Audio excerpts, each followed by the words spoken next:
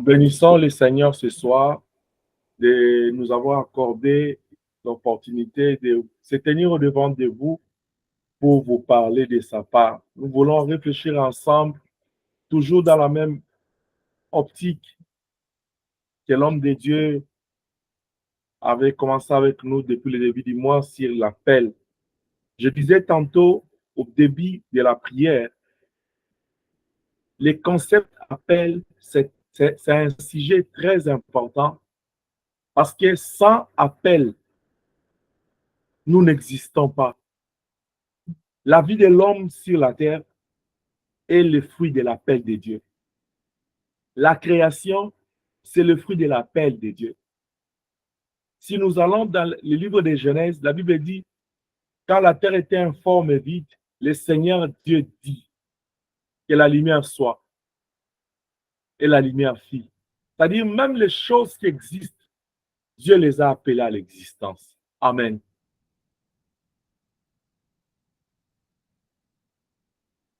Et au soir de la création, le 6e jour, la Bible dit, le Seigneur dit, faisons l'homme à notre image. Il appelle l'homme à l'existence. C'est pourquoi l'homme de Dieu est en train de nous dire, ou est en train de nous parler sur la survie d'un appelé. Celui que Dieu a appelé à l'existence. Celui que Dieu a appelé à vivre du néant ou du spirituel dans le monde où Dieu gère, dans le spirituel où Dieu gère. Il nous a appelés à l'existence dans ce monde physique. Dieu nous a appelés à la vie. C'est comme nous dormons chaque soir, chaque nuit. Et le matin, Dieu nous appelle à vivre. Il nous réveille par sa grâce. Amen. C'est comme quand on était à l'école primaire, on faisait ce qu'on appelait la liste de la présence. C'est-à-dire, le matin, Dieu appelle les noms des personnes que lui, il souhaite renouveler la grâce. Il appelle les noms de ceux qu'il rappelle à ses côtés. C'est pourquoi vous allez voir un matin, les uns se réveillent, les autres passent. Ils meurent dans le sommeil.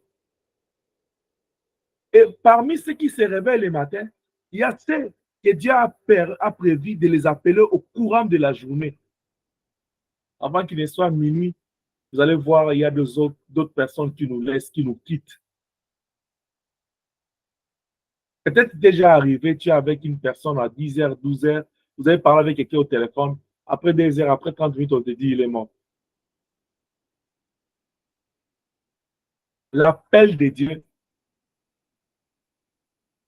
c'est un concept tellement important que si l'homme comprend le sens du concept appel de Dieu, c'est-à-dire qu'il est appelé par Dieu, il est un appelé de Dieu, ça pourra influencer la foi de l'homme, ça pourra influencer la vie de l'homme, ça pourra influencer la marche de l'homme sur la terre, parce qu'il va comprendre qu'il n'existe pas par lui-même.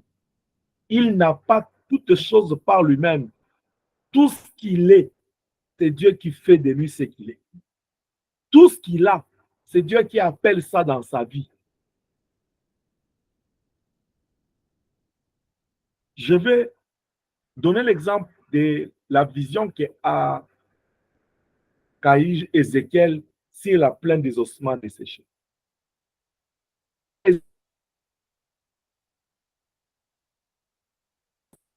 Mais à la fin de la conversation avec Dieu, c'était toute une armée. Ces ossements qui étaient desséchés, pour qu'ils deviennent une armée, il a fallu que Dieu les appelle à l'existence. C'est pourquoi on vit Ézéchiel, chaque fois que le Seigneur lui disait, est-ce que ces ossements peuvent vivre? Il dit, Seigneur, c'est toi qui connais, parce que c'est toi qui appelles à la vie, c'est toi qui as le mystère de l'appel.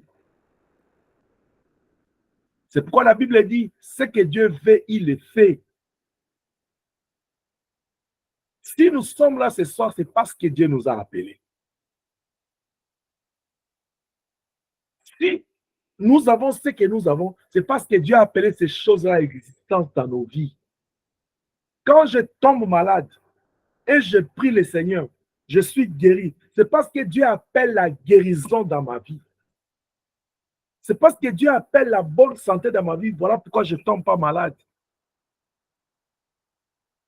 Mais l'appel dont parle l'homme de Dieu, dont nous enseigne le Saint-Esprit, c'est au-delà de tout ce que nous sommes en train de...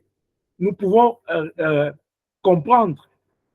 C'est l'appel de la mort à la vie. Parce que quand l'homme a été établi dans le jardin d'Èden, vous connaissez que l'homme a désobéi et la mort est entrée.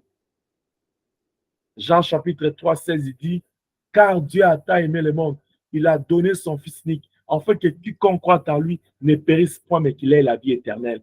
En Jésus-Christ, nous sommes appelés de quitter le monde pour son royaume, de quitter la mort pour la vie. C'est pourquoi il pouvait dire à Marie, à Marthe, les sœurs de Lazare, il dit, celui qui croit en moi ne mourra jamais. Pourquoi il ne mourra jamais? Parce qu'en moi, il y a l'immortalité par l'évangile. C'est-à-dire, en croyant en moi, je leur ai donné le pouvoir de devenir enfant de Dieu. Jean 1, 12. Quand on reçoit ce pouvoir, on a le pouvoir sur la mort. On a le pouvoir sur la maladie. On a le pouvoir sur les jugements. C'est pourquoi ceux qui participeront auront la grâce de participer à l'enlèvement. Ils auront la grâce de revenir avec le Seigneur dans son règne pour juger le monde. Pourquoi? Parce qu'à cause de l'appel qu'ils ont reçu, le Seigneur leur a donné le pouvoir sur les jugements. Il leur a établi à ses côtés pour juger le monde. Est-ce que je parle à quelqu'un? Amen. Maintenant, pour que je puisse avancer, aller toucher au concept survie d'un appelé, je voulais d'abord parler de la vie. Parce que quand on dit la survie, on voit, il y a quelque chose qui cloche, qui sonne là. Survie, il y a deux choses. Il y a la vie, il y a la survie. Parce que la vie, nous l'avons en Jésus-Christ. Jean 3, 16, il dit à tous ceux qui Dieu a tant aimé le monde, il a donné son Fils, en fait que quiconque croit en lui ne périsse point, mais qu'il ait la vie éternelle. C'est-à-dire, quand nous croyons en Jésus, nous recevons la vie.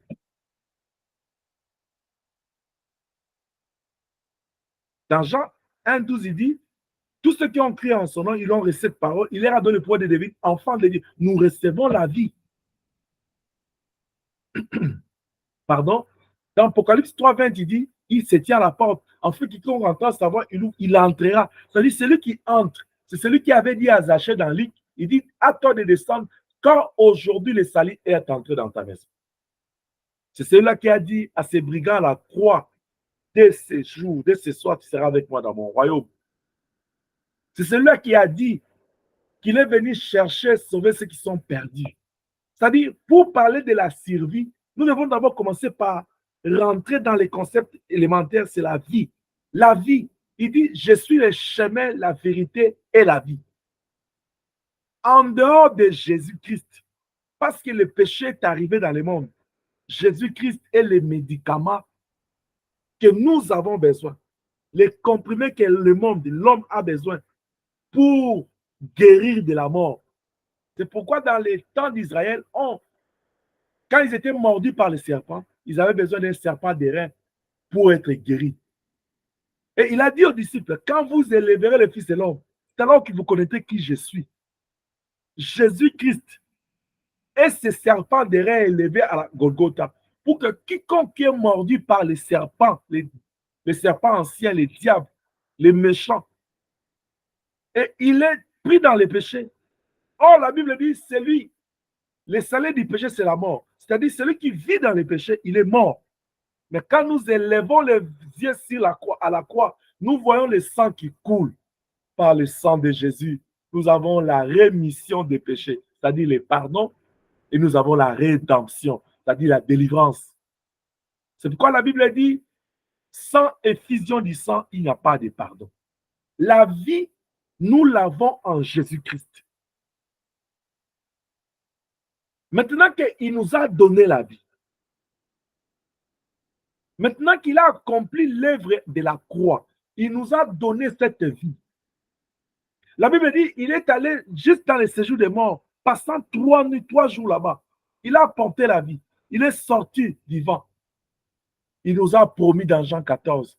Il dit, dans la maison de mon Père, il y a plusieurs demeures. Parce que Jésus-Christ nous a pas donné sa vie pour que nous puissions vivre dans ce monde pourri, dans ce monde du péché. Souvenez-vous à Éden, dans le jardin d'Éden, quand l'homme a mangé le fruit de l'arbre de la connaissance du bien et du mal, la Bible dit l'Éternel ordonnant aux chérubins de fermer l'entrée de l'arbre, l'accès à l'arbre de vie. Pourquoi? Parce que Dieu ne voulant pas l'homme qui était affecté par le péché, Dieu ne souhaitait pas que cet homme-là puisse vivre éternellement dans les péchés. Dieu ne voulait pas que les péchés, les mal demeurent longtemps, éternellement sur la terre. Or, l'homme, comme il avait mangé la désobéissance, le fruit de la désobéissance, comme il avait désobéi à Dieu, s'il avait touché à l'arbre de vie, il allait rester éternellement en vie, mais dans la mort, dans le péché, dans les désaccords avec le Seigneur. Alors, le Seigneur, par sa grâce, il épargne l'homme d'aller toucher au second fruit pour qu'il ne puisse pas demeurer longtemps dans ses péchés et dans la mort. Parce que le souhait de Dieu, c'était que l'homme puisse vivre avec lui. Étant donné que le Seigneur avait planifié, il avait un plan pour récupérer l'homme de son péché. C'est pourquoi il dit dans Genèse 3,15, il dit au serpent, de la femme naîtra un rejeton qui va t'écraser la tête. Parce que Dieu avait déjà prévu les plans du salut. Shalom. Shalom.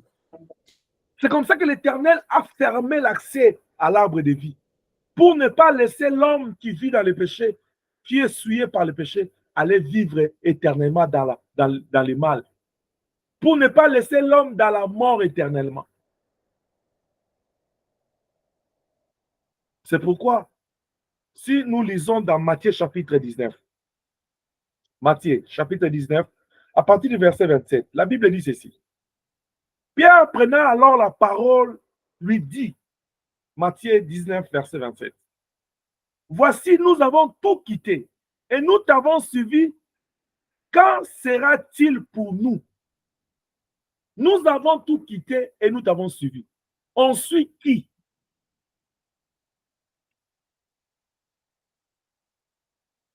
Dans ces cas, la réponse sera simple. On suit celui qui les a appelés. Parce que vous vous souvenez de Pierre.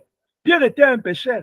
Le Seigneur l'a rencontré. Après tout ce qui s'est passé de la pêche miracle, le Seigneur lui dit, suis-moi. Parce que dorénavant, tu ne seras plus pêcheur de poissons, tu seras pêcheur d'hommes. Pierre a reçu l'appel. Comme Philippe, comme Nathanaël, comme les autres, ils ont reçu l'appel. Alors Pierre lui pose la question, nous avons reçu ton appel, nous avons tout abandonné. Parce que tu nous as appelés, nous avons écouté. Mais quand sera-t-il? C'est quoi la suite? Jésus commence à détailler. Il dit, parce que vous avez laissé tout, parce que vous avez écouté mon appel, parce que vous avez suivi, vous avez obéi, vous avez répondu à mon appel. Verset 28, il dit, Jésus leur répondit, je vous l'ai dit en vérité. Quand la Bible dit, je vous l'ai dit en vérité, celui qui parle là, il s'appelle la vérité. Il dit, je vous l'ai dit en vérité.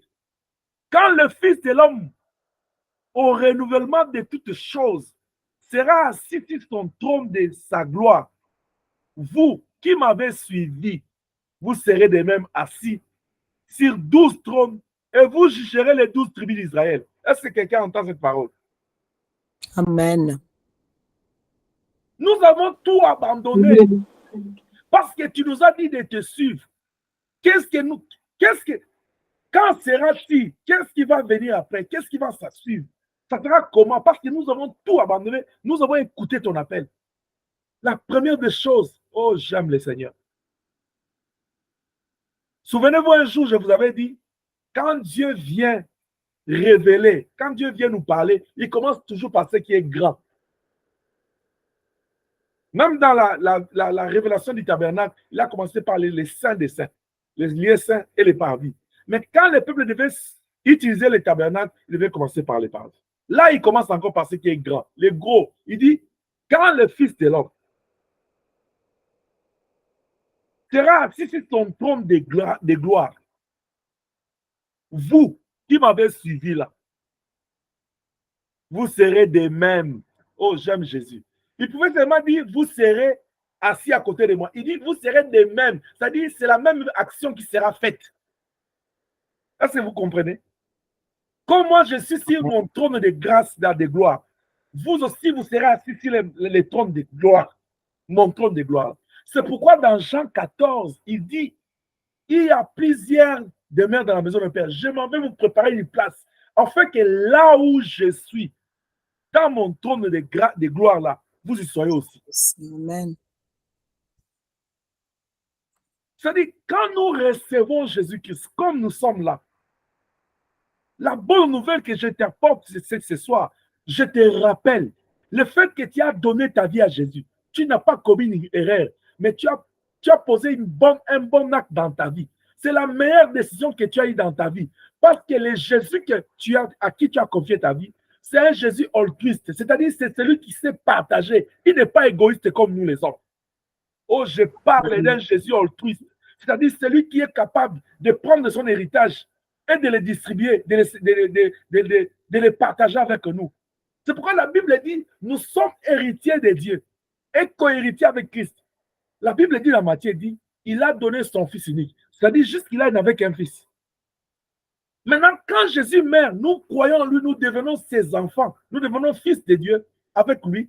Le Seigneur dit, oh, l'héritage là que j'avais, ce n'est plus pour toi. Parce que tu as accepté d'aller me chercher d'autres enfants. Vous avez partagé. Jésus dit, oui, j'accepte. J'accepte. Parce que si je n'avais pas accepté de partager l'héritage avec eux, je n'allais pas mourir pour eux. Étant donné que j'avais déjà accepté de mourir pour eux, donc j'accepte d'avoir les frères. Alléluia. Amen. C'est comme au commencement, quand Adam avait donné le nom à toutes les créations, il n'avait pas vu de semblable à lui. Adam était en train de souffrir parce qu'il n'avait pas de semblable. C'est que notre Jésus aussi, étant seul dans le royaume, voyant la gloire, la grandeur, il était rassasié de tout. Il voulait partager. C'est pourquoi quand la Bible a demandé la question d'Apocalypse, qui est digne, est capable de vous les livres, les rendre de cette sorte, pendant que le silence était total, lui, il avait en lui le désir, le sentiment de partager sa gloire avec les frères. Il n'avait pas de frères et de sœurs.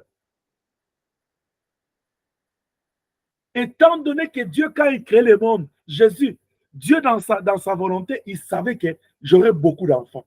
J'aurais tout un peuple. J'aurais toute une nation qui me craint. Mais le péché a fait des choses, a fait le contraire. Le péché a mené l'homme loin du plan de Dieu. Mais par Jésus-Christ, Dieu est retourné dans sa pensée première, celui d'avoir beaucoup d'enfants. C'est que quand Jésus venait, il savait que si dans la maison de mon père, il y a 7 malles d'or qui faisait de moi, j'étais héritier de 7 malles, de 7 caisses d'or. Après ma mort, il n'y a plus 7 caisses pour moi. Il y a 7 caisses pour moi et mes frères.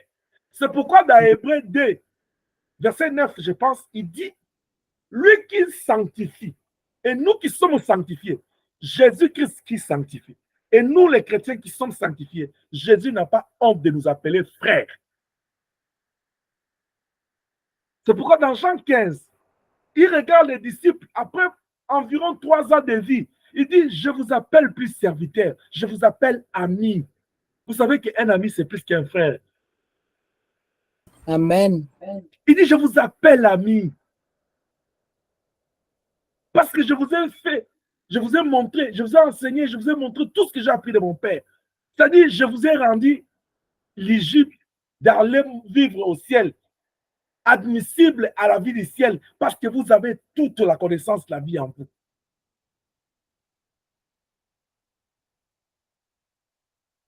En Jésus-Christ, la vie que nous recevons de lui, en tant qu'appelé, il nous appelle pour que nous puissions aller vivre avec lui, partager sa gloire. Il continue.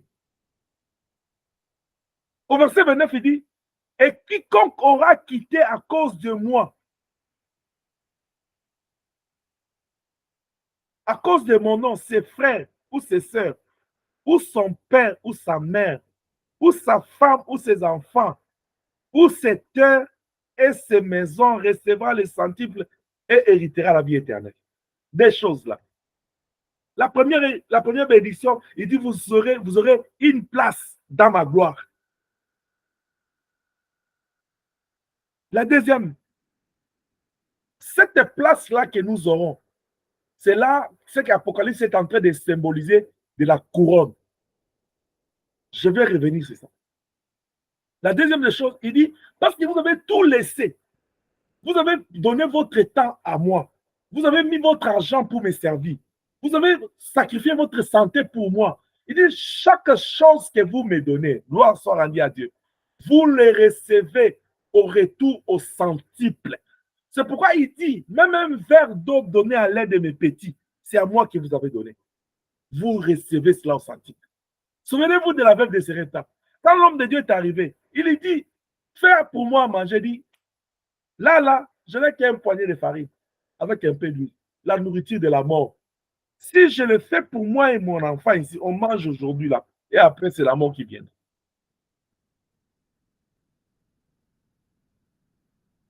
Mais parce que la veuve a écouté la voix de l'esprit, elle a d'abord fait pour Dieu, c'est-à-dire pour son serviteur.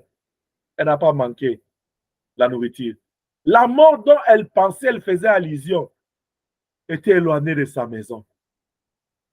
C'est pourquoi la Bible dit, vous me servirez, j'éloignerai la maladie du milieu de vous. Amen. Parce que la veuve a servi Dieu avec le paix qu'il avait. Dieu a éloigné la pauvreté.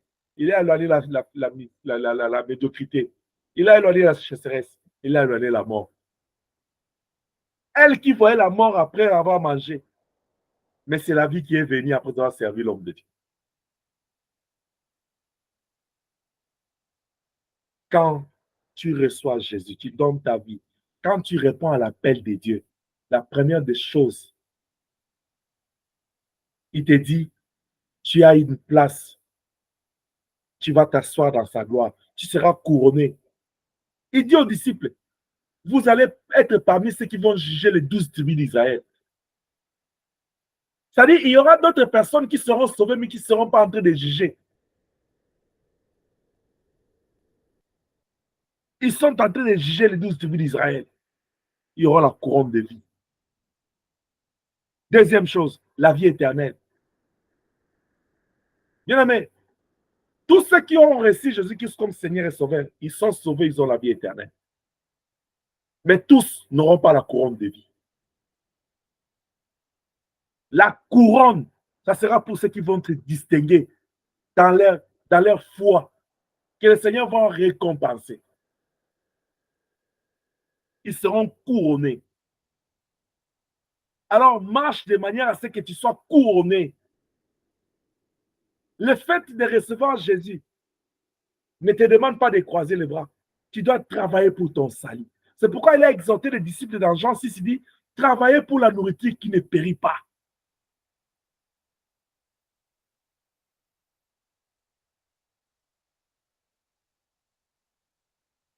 Il y a une place qui t'attend au ciel. Parce que nous sommes appelés de la mort à la vie, du monde dans son royaume. Le vendredi passé, je vous avais dit, quand je parlais d'Israël, je dis, Israël sort d'Égypte pour aller au Canaan. Mais si vous allez dans les livres d'Exode, vous allez voir comment Dieu définit Canaan. Canaan, c'était un pays qui existait, comme une nation qui existait, comme un village qui existait, mais qui était occupé avant. Mais par contre, nous, les appelés du Christ, de Dieu, nous sommes appelés de quitter ce monde, pas pour aller habiter un monde qui existe. Quand je parle d'exister, c'est-à-dire un monde qui est utilisé. Parce que Canaan, il y avait des Égyptiens qui habitaient là, qui utilisaient la terre, qui utilisaient les eaux. C'était un monde qui était déjà habité, utilisé comme les autochtones. Et j'avais même dit que nous, les appelés du Christ, nous sommes les autochtones de son royaume. Parce que nous allons aller habiter, hériter un monde où la Bible dit il y aura un nouveau ciel et une nouvelle terre. Par contre, Canaan, ce n'était pas un pays, ce n'était pas un village où c'était qui avait un nouveau ciel et une nouvelle terre. C'était déjà une terre qui était utilisée, un ciel qui était utilisé, c'est-à-dire les gens ont vécu sous ce ciel-là et les gens ont utilisé cette terre-là. Mais nous, le Seigneur Jésus, il nous fait grâce. Il nous fait une promesse, une forte, une grande promesse. C'est d'aller habiter la nouvelle Jérusalem. Une terre nouveau, une nouvelle terre, un nouveau ciel, là où on n'a jamais utilisé. C'est comme quelqu'un qui va aller acheter une voiture en financement. Il achète, par exemple, une voiture de 2024 déjà utilisée, 20 000 km. Un autre qui va aller acheter une voiture de 2024, 0 km. C'est-à-dire, celui-là, il a l'expérience, tout est nouveau. Personne n'a utilisé ça. Alors, la question serait de savoir, qu'est-ce que toi tu veux? Un usager ou bien un nouveau? Shalom. Shalom. Un nouveau. Shalom. Tu veux un nouveau monde ou un monde déjà utilisé? Nouveau. Parce que l'Église ne sera pas dans la distraction. Quand il nous dit de travailler pour la nourriture qui ne périt pas, c'est pour ce monde nouveau.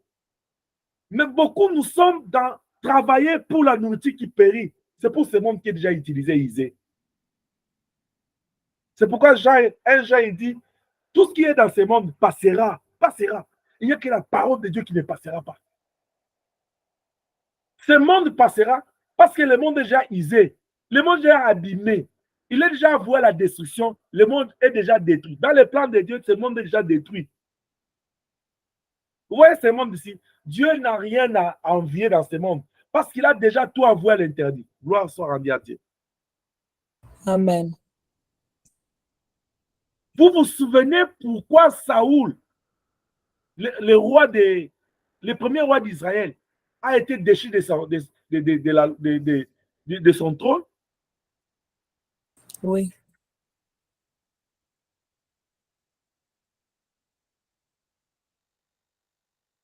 C'est pour avoir désobéi.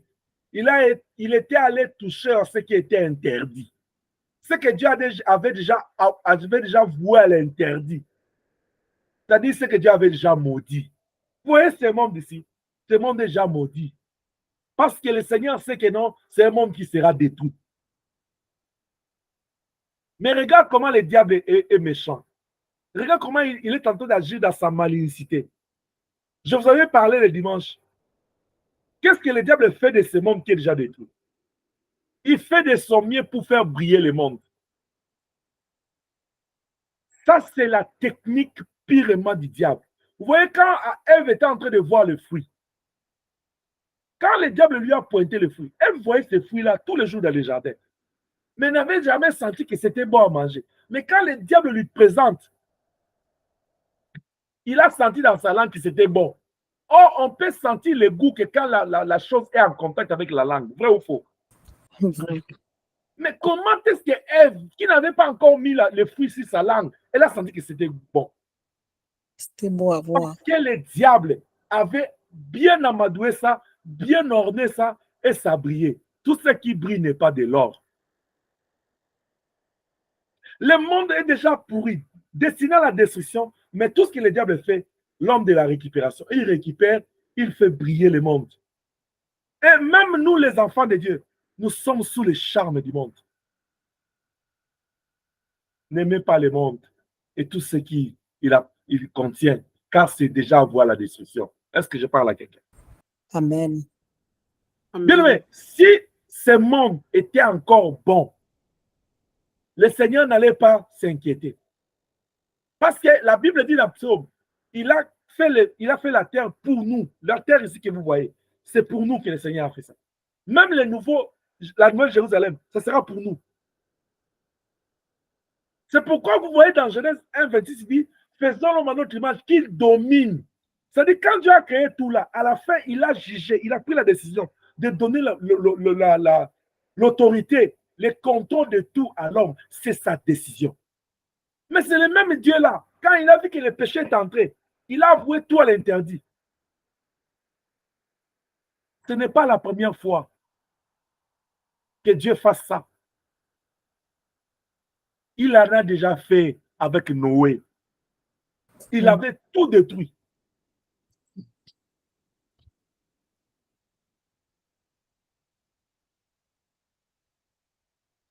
La nature elle-même ne nous enseigne pas. Quand tu as quelque chose qui t'appartient et que ton voisin, ton ami a abîmé ça, qu'est-ce que tu vas faire? Tu ne vas pas garder ça? Je vais te parler en peut-être c'est sous le choc de la colère, de la déception, tout ce qu'il y a comme émotion que tu auras, tu vas jeter ça à la poubelle. Tu vas seulement dire à quoi ça servira encore ça.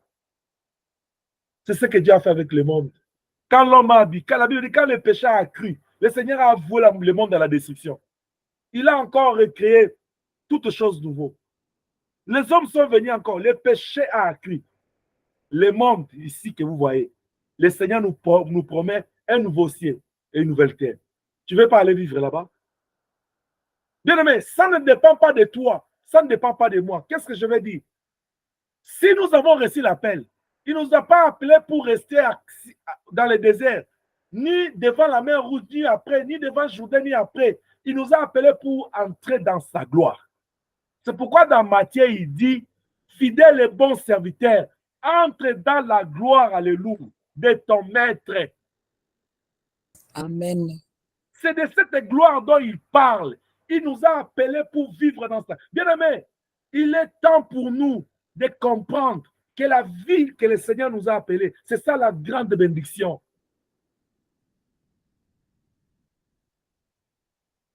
Il est temps pour un appelé cet après-midi de comprendre que la vie éternelle, c'est la plus grande bénédiction, richesse que nous avons reçue par la grâce de Dieu. Garde ça jalousement. Amen. C'est comme je disais au Lionceau l'autre fois, je dis, ne permets pas que quelqu'un puisse jouer avec ta vie, ne joue pas avec ta vie. C'est la moindre des choses de la grâce que Dieu t'a fait dans ta vie. C'est d'avoir cette vie-là.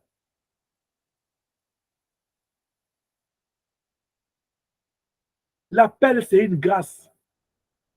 Ce n'est pas le fait que nous sommes appelés, nous sommes des extraterrestres, nous sommes nous sommes des anges, ou nous sommes plus bons que les autres. Non.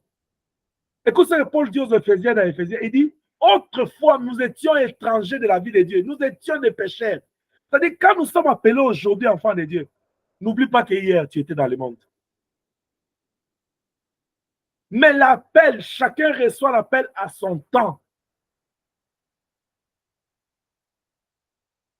Vous allez voir, il y a une personne qui va te dire, moi je me suis converti à 10 ans. L'autre te dit, moi j'ai grandi dans ma famille chrétienne, je me suis donné dans ma vie comme ça. Une autre personne te dit, nous sommes des chrétiens de 17h45.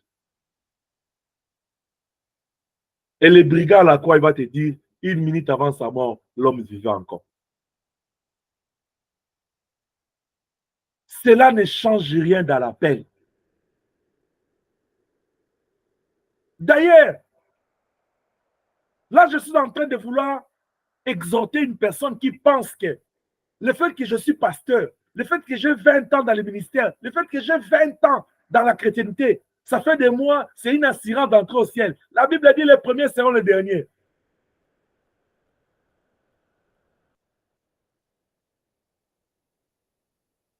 Si tu as 20 ans dans le ministère, 20 ans dans la vie chrétienne, je t'encourage à persévérer. C'est pourquoi la Bible dit dans l'Apocalypse, c'est lui qui persévérera jusqu'à la fin sera couronné de gloire. Amen. Vous voyez, pour ceux qui ont commencé tôt avec le Seigneur, persévérons, car la couronne nous attend. La Amen. persévérance, c'est seulement pour ceux qui ont commencé tôt. Mais pour l'homme là de la croix là, on ne lui a pas dit de persévérer. On lui a dit, dès ce soir, tu vas entrer. Parce qu'il était déjà temps de fermer l'arche. Mais toi qui es là dans plus près de toi, persévère, parce qu'il y a la gloire qui t'attend. Persévère parce qu'il y a la gloire qui t'attend. Est-ce que je parle à quelqu'un? Amen. Parce que tu as jugé bon, tu as pris la décision de donner ta vie au Seigneur. Tu dois comprendre pourquoi tu l'as fait.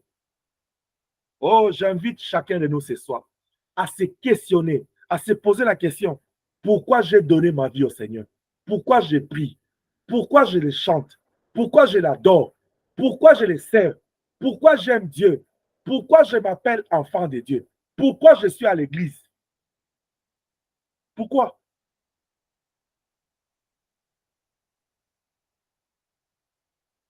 Être à l'église, ce n'est pas une assurance qu'on sera au ciel.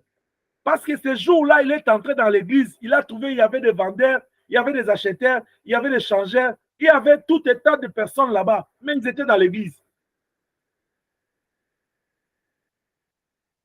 À l'église, on a toutes sortes de personnes. D'ailleurs, c'est à l'église là où les gens se cachent maintenant. Parce que nous, les prédicateurs, on avait dit aux gens, venez à Jésus-Christ, vous aurez tout. Tout en Jésus, vous en aurez. Et nous avons aussi déçu beaucoup de gens parce que les gens sont venus. Ils n'ont pas trouvé les choses telles qu'on avait dit. Parce que ce n'est pas ça la vraie évangile. La vraie évangile, c'est que nous devons répondre à l'appel du Seigneur, le suivre. Il a dit dans Luc chapitre 6, verset 29, verset 23, il dit, si quelqu'un veut venir après moi, il doit commencer par se renoncer et porter sa croix. C'est ça la vraie évangile. Dites aux gens, tu veux Jésus, renonce, porte ta croix, suis-le. Le reste, c'est lui qui va faire. C'est Jésus qui va te payer. Il te payera quand? Quand tu vas mériter la rémunération. La Bible dit, il faut que celui qui s'approche de lui croit que Dieu existe. Il est le rémunérateur de ceux qui le cherchent. Tu cherches Dieu, il va te rémunérer. Mais on ne peut pas payer à quelqu'un qui n'a pas travaillé. C'est quand la dernière fois que toi, tu as travaillé pour Dieu? J'ai toujours dit aux ouvriers ici, ce n'est pas le fait de modérer. Parce que tout ce que nous faisons ici, là, c'est modérer, exhorter. C'est ça, servir Dieu. Non, ce n'est pas ça. Servir Dieu, ce n'est pas modérer un culte. Ce n'est pas exhorter, prêcher dans un culte. Ce n'est pas ça. Dieu attend de nous, au-delà de modérer, au-delà de prêcher, au-delà de prier. Servir. Il a dit à Pierre, il dit, même tu. Pierre dit, il dit, paie mes troupeaux. Tu es là, ouvrier, tu es là, serviteur, servant de Dieu ici. Ça fait depuis quel jour? C'est quoi la dernière fois? Toi, tu as pris un jour de prière pour prier, juste pour l'œuvre. C'est quoi la dernière fois que tu as pris le temps pour se souvenir qui n'est plus connecté, qui je dois chercher? C'est quand la dernière fois tu t'es assis, tu as pensé à la croissance de cette œuvre.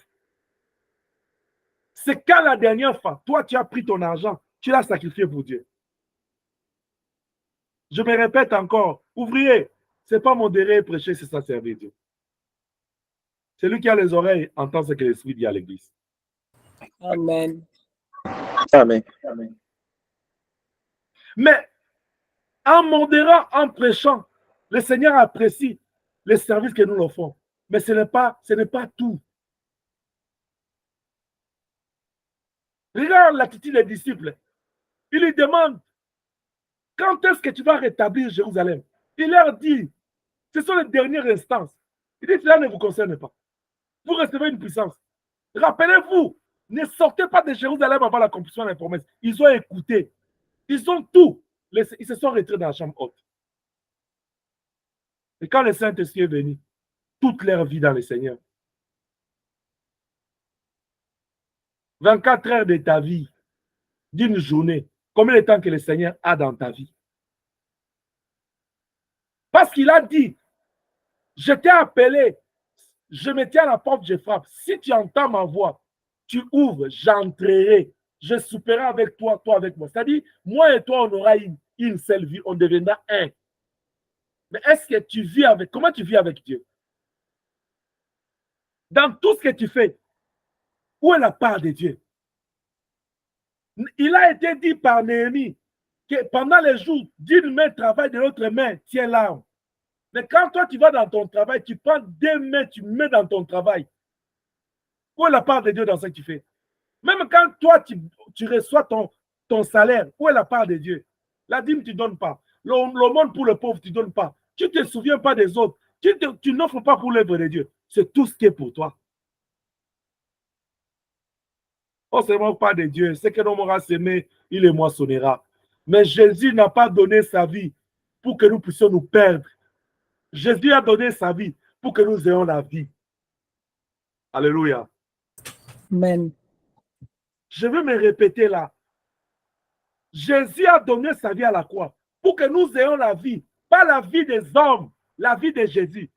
Si réellement la vie de Jésus coule en toi, laisse que tu sois à la brèche pour Dieu. Parce que Jésus ne dormait pas, il ne somnolait pas, il était toujours en train d'obéir, de servir Dieu, de savoir faire la volonté de Dieu. Mais toi, tu as la vie de Dieu, tu dis que tu es un enfant de Dieu. C'est quoi la vie que tu as? C'est quoi la vie que tu mènes?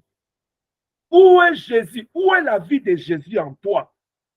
Parce que nous l'avons reçu. Il dit à Ézéchiel, qu'est-ce que tu vois? Il dit, c'est le rouleau. Il dit, avale. Du moment où tu as avalé Jésus en toi, on reconnaît l'arbre par ses fruits. Le fruit que tu devais porter sur ton arbre, sur ta vie, ça devait être le fruit de la vie de Jésus qui est en toi. Amen. Parce que tu l'as avalé. Jésus, c'est un esprit. Comme l'esprit habite en toi, le buisson, la Bible dit, le buisson ardent là, comme l'esprit de Dieu est entré en lui. Comme c'est Dieu l'avait dit à Israël, je suis un feu dévorant, le buisson a pris feu. Parce que celui qui était entré là-bas, c'était le feu.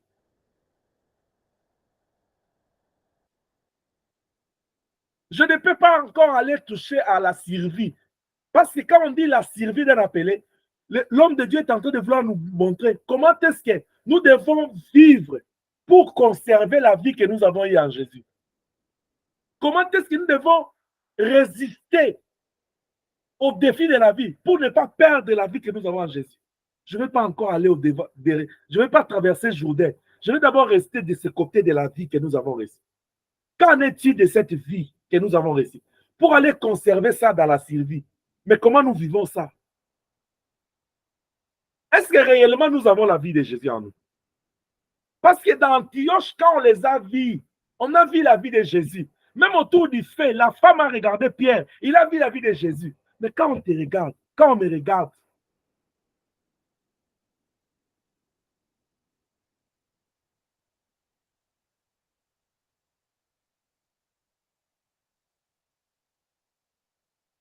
on peut bon crier, nous sommes des appelés. Oui, parce que lui, il lance l'appel. Mais qu'est-ce que nous avons? Comment est-ce que cet appel-là, la vie qu'il a envoyée à nous, impacte notre vie?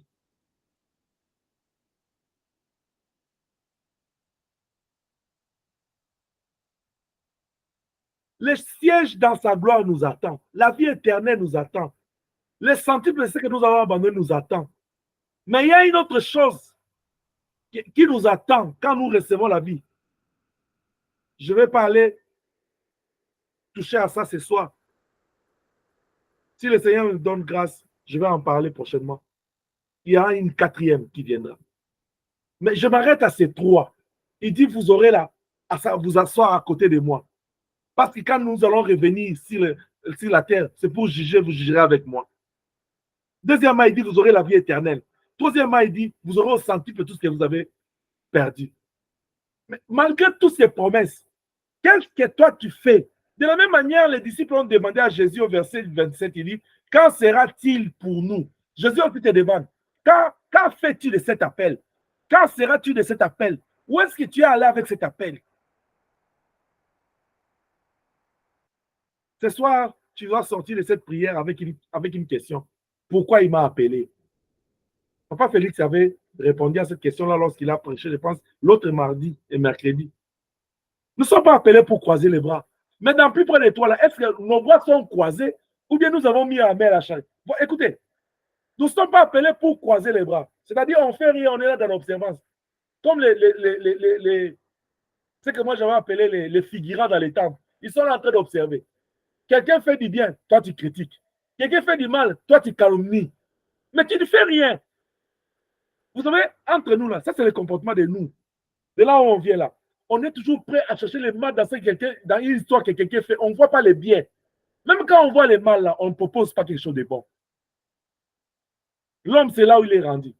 Dans ce que l'autre fait, il cherche toujours le mal pour critiquer. Mais même quand on a besoin de toi pour proposer quelque chose de bon, tu ne proposes rien. Bon, maintenant, je me pose la question. Qui est-ce qui est bon? Qui est utile? Celui qui essaie de faire, mais il ne fait pas bien, ou celui qui croise les bras? Qui est celui que Dieu apprécie?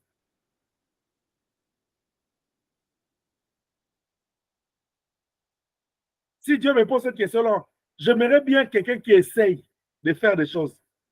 Au moins, il a la volonté, au moins, il essaye. Et je pense que le Seigneur apprécie de telles personnes. Que ceux qui sont là en train de croiser, ils sont seulement. Tu ne proposes rien, mais tu détruis même la motivation de ceux qui essayent. Que Dieu nous aide. Deuxième catégorie de ceux qui sont appelés, la Bible dit, ils ont mis la main à la charrue. Après, ils ont regardé derrière.